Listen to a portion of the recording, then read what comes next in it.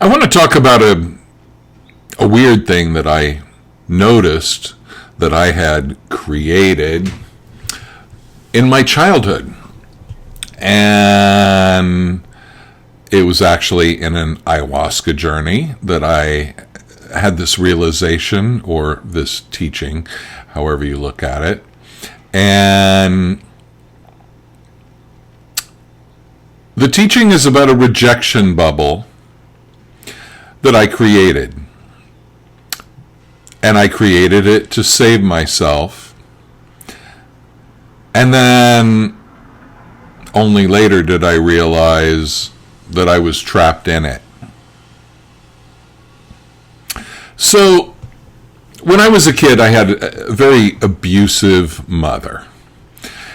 Not only physically abusive, but also psychologically, emotionally. And a spanking was not a spanking. Like, you did that and here's 5 swats and go to your room. It was a beating. It was rage. It was lashing out. It was humiliation. It was bad. And whereas a lot of kids, when they go through that, they think, what did I do wrong? And they feel inadequate, and they feel baffled and confused, and they assume that the parent is good, so they must be bad. That's one way to do it, but that's not the way I did it. The way I did it was I said, this is unacceptable,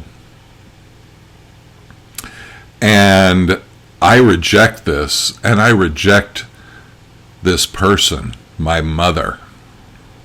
So, I was an intense Scorpio kid, whose dad left at age 4 or 5, whatever, and who was left with a crazy abusive mom.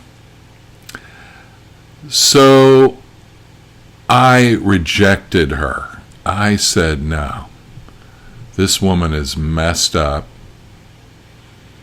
This woman is evil. I mean, whatever words I came up as a 5, 6, 7, 8-year-old. But at a very young age, I'm talking like 6 or 7, I completely rejected my mother.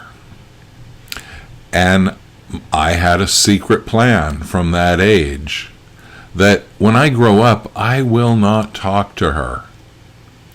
I will be gone. There will be no explanation. It'll just be like, you know what you did, and I'm out of here. You will not meet my children. You will not meet my wife. I'm 6, 7 years old going into my room after a beating, and I'm plotting revenge. Like I said, I'm a Scorpio. It's an inborn quality that we have. And the thing is, to a certain degree, it kept me more sane on some levels. Healthy aggression can be a good thing.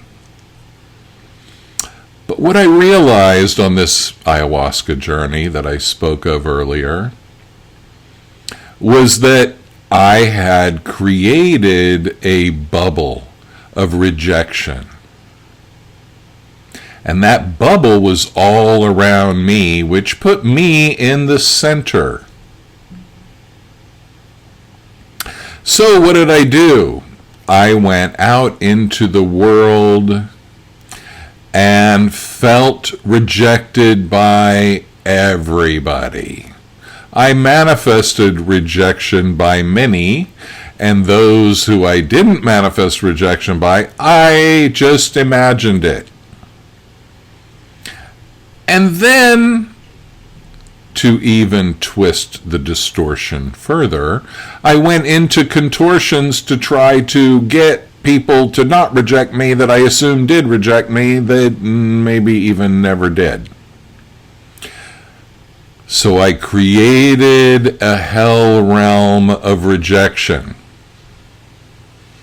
If I liked a girl, which I did every year of elementary school, and it was really a pain in the ass because nobody was signing up for romance in first and second and third grade, except for me.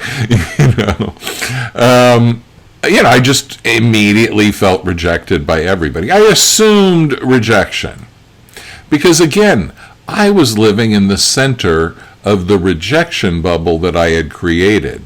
I created that rejection bubble for my mother only. But I guess rejection bubbles don't work that way. And this protection that you feel through this empowered feeling of rejecting somebody, the thing you don't realize is that you have created a bubble of rejection, which feels like protection, around you, which then leads you to feeling rejected and creating rejection. And one way you create rejection is because you assume rejection up front, and then you act weird, and people reject you. It's like, how many movies have you seen or real life situations have you seen where somebody approaches another person, with romantic interest, and they act really weird because they assume the other person will reject them. I mean, it's probably more common than anything, Not claiming originality here. The only reason I'm talking about this is to help you potentially get out of your rejection bubble. So anyway, I realized I'm sitting in the middle of the rejection bubble.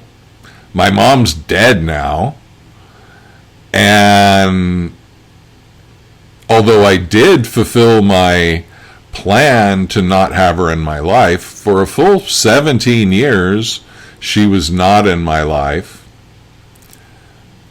I realized as a healer, as somebody who's working for the betterment of others and myself, that I needed to reconcile with her, and luckily I did before she died.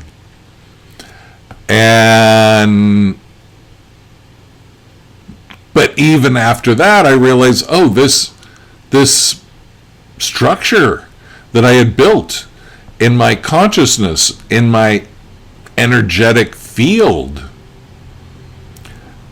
is still operating. I'm still assuming rejection, trying to overcome rejection that doesn't exist, and even having a certain tendency to reject in order to protect myself. So, I say all of this because you might be living in a rejection bubble. And taking that bubble down might be hard work.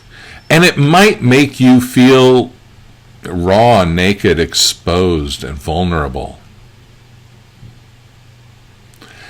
And you might argue with me, as many people have, for the reasons that others reject you and how that is something that is destined to happen forever. But I'd like you just to realize that this structure, this rejection bubble that you have created, is an arbitrary thing that you did to protect yourself, very understandably so, and now you don't need it anymore. And so the chips can be removed from the shoulders, and the rejection doesn't need to be used as a tool of self-protection. Obviously, you're going to like some people more than other people. You're going to reject some things, and you're going to love other things and people and places and all of that. But what I'd like you to do is imagine if you do potentially have a rejection bubble around you. Imagine just, well, let's do it right now. Just close your eyes and imagine that rejection bubble. What color is it? Is it one color or many? Notice if there are parts of that rejection bubble that are different than other parts, like a different color, a different texture, a different thickness. Especially notice if these differences are around the center line of your body where the chakras are. Is there anything different around the third eye, the throat, the heart, the stomach, solar plexus area, the pelvic area, the tailbone area? Notice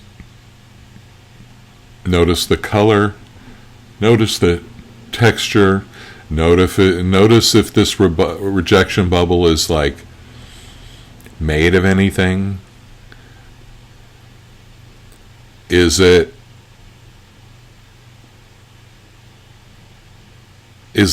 a material like plastic, wood, rubber, whatever? Just notice the rejection bubble. And the first stage is thank it. Thank your rejection bubble for all of the protection it has given you. Honor it for what it has done. And the reason that we do this, if you're wondering, is because when we try to reject rejection, it might not work, okay? It just gets us more rejection. So what we want to do is we want to honor it. We want to feel that this bubble has done us some good. But then we want to let it just go off duty, right? Just feel that energy kind of like disassembling itself because it's no longer needed in this rejection bubble configuration. And now it can go elsewhere. It's energy. It can take a different form. It can perform a different function. So just imagine that it's going somewhere more fun for it.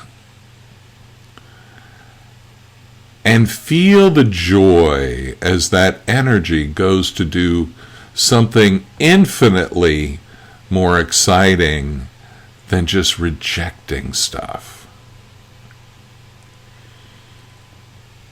And that's all you have to do. Just let it go do what it wants. And any that wants to stick around for a while, let it do that. Okay? We're not going to reject the rejection bubble. We're going to let it be there to the degree it insists, and we're going to let it go to the degree that it would like to do that. We can always revisit this exercise, and we can do it over and over and over until we get to the place where rejection is no longer a factor. Nobody likes to be rejected. But imagine if you were universally or near universally beloved by all. Like, what if you were one of the Beatles? What if you were one of the biggest movie stars ever? What if you felt like everywhere you went, nobody rejected you? Everybody wanted to talk to you. Everybody loved you. It might be nice in the beginning. It would make a lot of things easier. But in the end, wouldn't it be a pain in the ass to deal with all those people? Wouldn't it be intrusive? So, when you allow rejection, you allow choice. And that's important. But when you sit in the middle of a charged up, activated rejection bubble, then the number one person that is rejected is you. That's what I figured out after 50 years. So I'm just trying to speed the process up for you. Anyway, if I can help you, or if you think I can help you with any issues like this, like rejection or whatever, and take these things apart, deconstruct them, and change your life in the process, please reach out to me at andysway@yahoo.com. Links will be below. You can text me, text only, 212-505-7729. Or go to my website, andysway.com. Really easy, ANDYSWAY. And let me know in the comments what you think about this rejection bubble idea, and whether it's something you relate to, and if it's something that's impacted your life. I hope this helps you to change that energy, because without doing that, the love that surrounds you will never be fully felt, and that would be a shame. Thank you so much for watching. Please like, share, subscribe, and all those good things. I'd be very grateful. Have a great day. Bye.